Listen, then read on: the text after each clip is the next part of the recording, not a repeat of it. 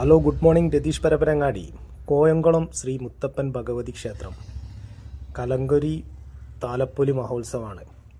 2026 ഫെബ്രുവരി 13-14 വെള്ളി ശനി ദിവസം അതിവിപുലമായിട്ട് നടത്തുവാൻ തീരുമാനിച്ചിട്ടുണ്ട്. വിവരം എല്ലാ ഭക്തജനങ്ങളെയും സന്തോഷപൂർവ്വം അറിയിച്ചു കൊള്ളുന്നു.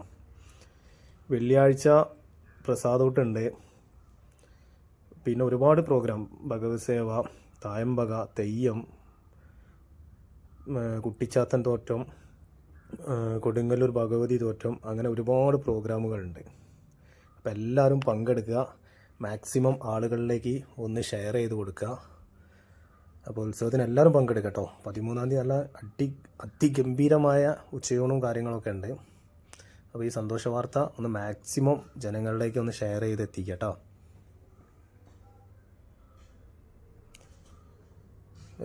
ശനിയാഴ്ച കോഴിവെട്ട് കാര്യങ്ങളുണ്ട്.